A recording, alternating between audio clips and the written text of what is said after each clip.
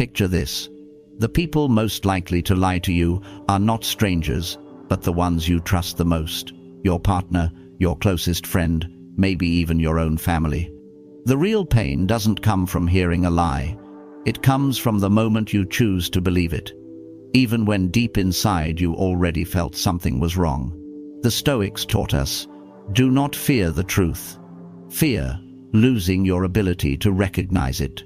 Because once you ignore the signs, deception grows in silence until it shatters your trust, your relationships, and your peace of mind. In this video, we'll uncover 7 powerful signs that reveal when someone is lying to you. But more than that, you'll learn how to face dishonesty with Stoic wisdom, not to become suspicious of everyone, but to protect your truth and protect yourself. Stay with me until the end, and if this resonates with you, consider subscribing to The Stoic Habit. Together, we'll sharpen the mind, strengthen the soul, and live with clarity. Sign number 1, quickly changing the subject. Have you ever noticed how some people escape a conversation the very moment it begins to matter? You ask a serious question about the future of a relationship, about responsibilities, about where things are heading, and within seconds, the discussion is redirected. Suddenly, you are no longer speaking about trust, or commitment, or values. Instead, you are talking about dinner plans, or some random story they saw online. At first, this may seem harmless. You might excuse it as a lack of readiness, or believe they are simply distracted. But when it happens again and again, it is no longer an accident. It becomes a pattern, a deliberate strategy to avoid the truth. Seneca once wrote, "No one can run from the truth and still keep peace in their soul." Every time someone dodges the real issue, they are not only avoiding you, they are avoiding their own conscience. And avoidance is not neutral. Avoidance is an answer in itself. The Stoics remind us that responsibility is the cornerstone of any strong bond. Whether in marriage, friendship, or work, the willingness to face uncomfortable questions is proof of honesty and respect. When a person cannot remain present in such moments, when they constantly slip away into safer topics, what they reveal is not forgetfulness, it is fear. Fear of being seen, fear of being held accountable. And this is where the danger lies, because silence, when used to escape responsibility, becomes a silent form of lying. It corrodes trust slowly, piece by piece, until one day you look back and realize the relationship was built on evasions rather than truth. So here is the lesson. Do not overlook the quick change of subject.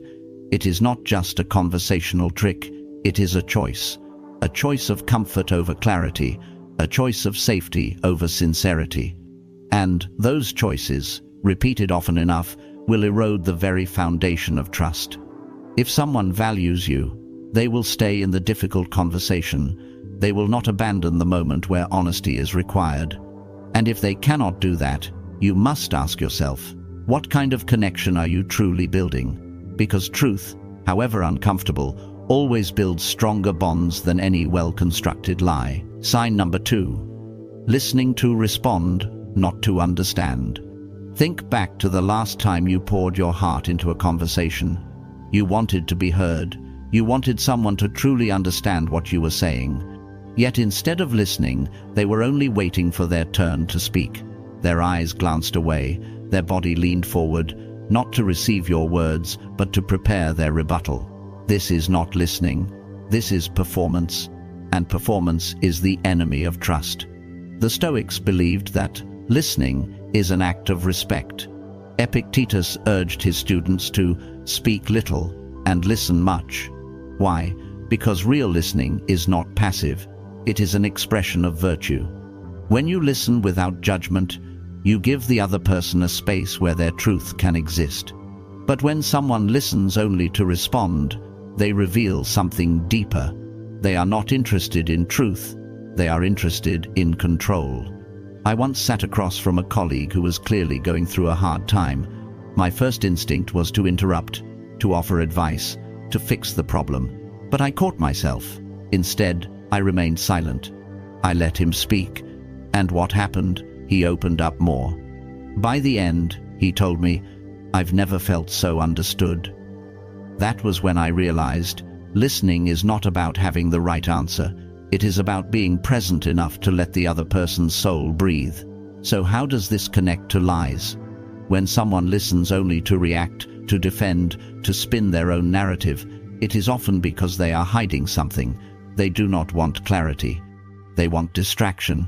They do not want you to see them. They want to keep you circling around their words, never reaching the truth. The Stoics teach us that truth is revealed in stillness, in patience. If someone cannot grant you that, if every conversation becomes a debate, a contest, or a performance, it is a warning sign. Their refusal to truly listen is not just selfishness, it may be concealment. Remember this: genuine listening builds connection, false listening builds walls, and a relationship built on walls cannot survive. If someone values you, they will not rush to reply. They will sit with your words, let them settle, and respond with honesty rather than performance. That is how you know the difference between someone who seeks truth and someone who seeks to hide it. Sign number 3, getting defensive without cause. Have you ever asked a simple, harmless question and received a reaction as if you had just accused someone of a crime? You ask, "Hey, did you finish that report?" And suddenly they explode. "Why do you always think I'm slacking? I work harder than anyone here." This kind of overreaction is not normal. It is not a sign of confidence, it is a sign of fear. The Stoics remind us that truth requires no defense. Marcus Aurelius wrote, "The man of integrity needs no oath, no excuses. His actions speak for themselves." A person who is honest can answer calmly, but the one who panics at the slightest question often reveals more than they intend. Their defensiveness is not protecting them from you, it is protecting them from the truth they are trying to hide. Think of it this way: when you step on someone's foot by accident, the person without a wound feels nothing. But if someone leaps in pain before you even touched them, it is because they were already injured. In the same way, a defensive outburst often points to a guilty conscience. I once worked with a teammate who reacted this way every time I asked for updates. I never accused him of anything, but his responses were filled with anger, as though I had questioned his entire character. Eventually, it became clear his hostility was just smoke to cover the fact that he had done almost nothing. His defensiveness was not about me, it was about his own deception. The Stoics teach us to look past the noise of emotion and examine the reality underneath. When someone reacts with disproportionate defensiveness, ask yourself, what are they so afraid I will discover? Because truth can stand in the open. Lies need shadows and shouting to survive. Here is the lesson: do not let yourself be intimidated by unwarranted defensiveness. Do not retreat out of guilt when you have asked an honest question. Their reaction is not a reflection of your wrongdoing, it is a reflection of their unease. An honest person will meet your question with clarity. A dishonest person will meet it with chaos. And the more chaotic the response, the more certain you can be. They are protecting a secret, not defending the truth. Sign number 4, the story that sounds too perfect. Have you ever listened to someone tell a story that seemed flawless? Every detail polished, every moment perfectly aligned, like a movie script. They describe the exact time, the exact place, the exact words spoken, as though life unfolded like a stage play. And for a moment, you almost believe it, until you remember that reality is never that neat. The Stoics remind us that truth is often messy. Life does not follow a script. Things go wrong, details get forgotten, memories overlap. Seneca once wrote, "Truth is simple, falsehood is complex." When a story is overly polished, when it flows with cinematic precision, it often signals not authenticity, but performance. I once knew someone who loved to tell stories of success. Every deal he claimed to close sounded like it belonged in a business magazine. He painted the scene so vividly that you could almost hear triumphant music in the background. But when I asked a few more questions, small details, nothing complicated, the narrative began to unravel. The cracks appeared, and soon the success collapsed into exaggeration and fabrication. Why do liars over-polish? Because they know the raw truth will not impress. They rely on our love of neat, engaging narratives. They count on the fact that we prefer a beautiful story over an ugly reality. And too often, we let them get away with it. But the Stoics teach us not to be seduced by appearances. Epictetus urged his students to test every impression. That means we must look deeper, ask questions, and resist the comfort of stories that sound too good to be true.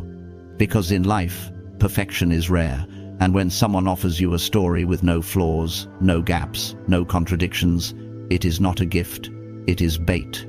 Here is the lesson. Real honesty does not need to shine. It does not need flawless presentation.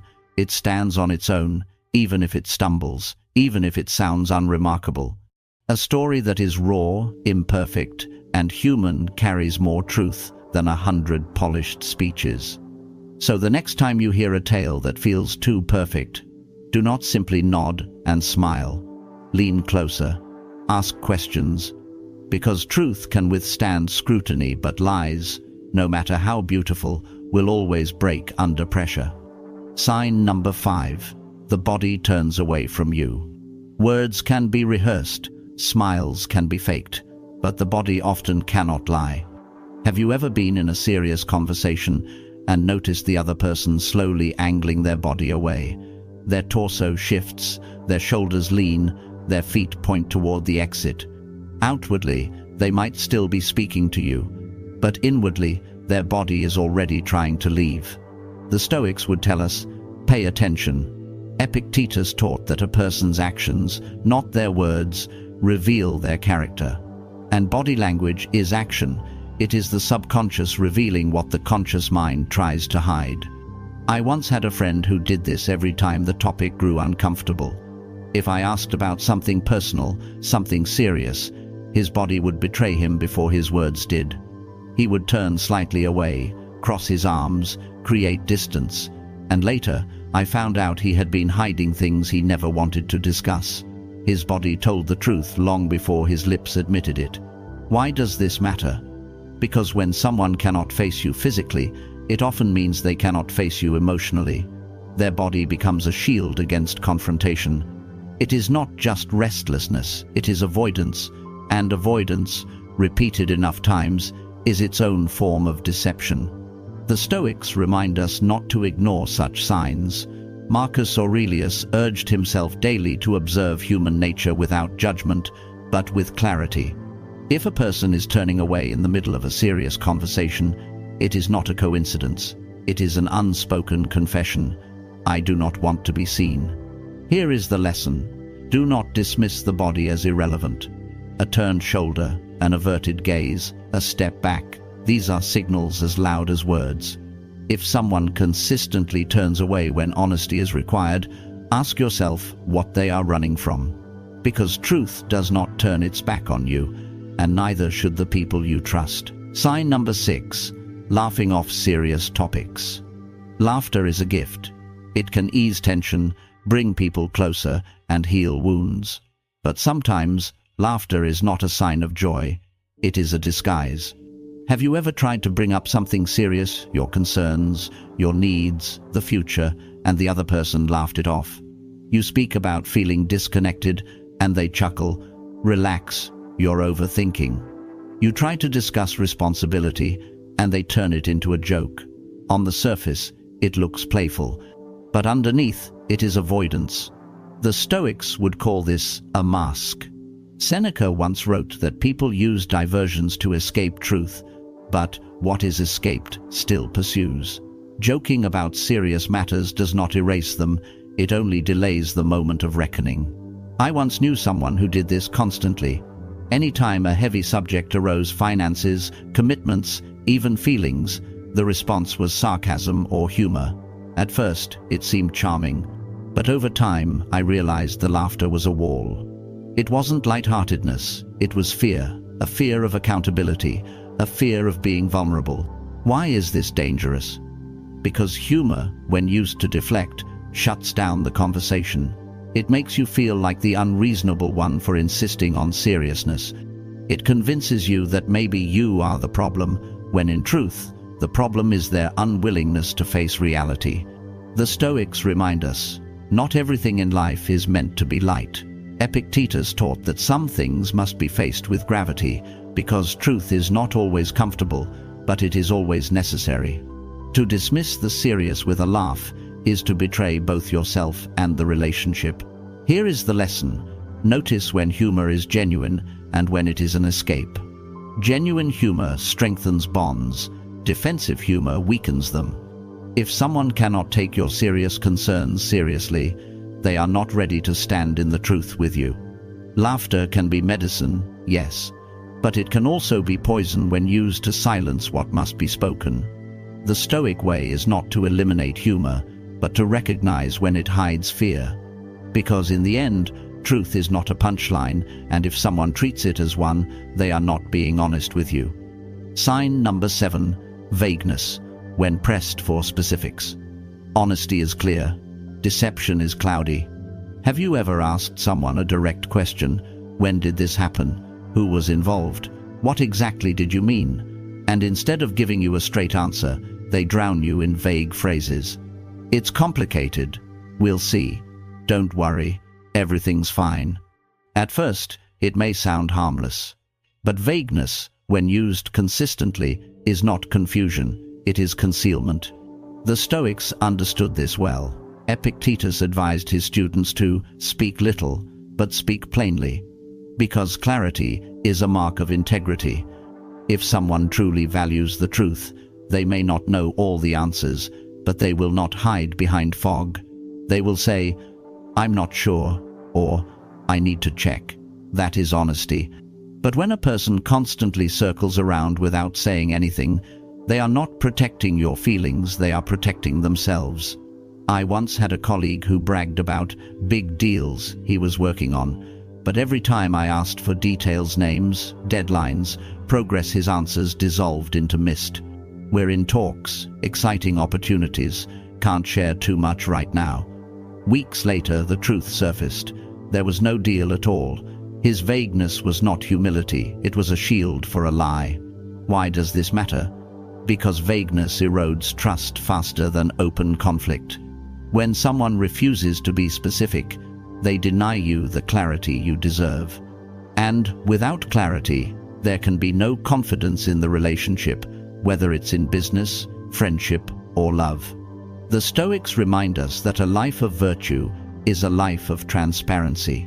Seneca wrote that the one who seeks wisdom has nothing to hide because his life is aligned with reason. If a person cannot give you specifics when it counts, they are not aligned with truth. Here is the lesson. Do not settle for vague half-answers. Do not let politeness silence your need for clarity. The honest will never fear a precise question. Only deception dreads the details.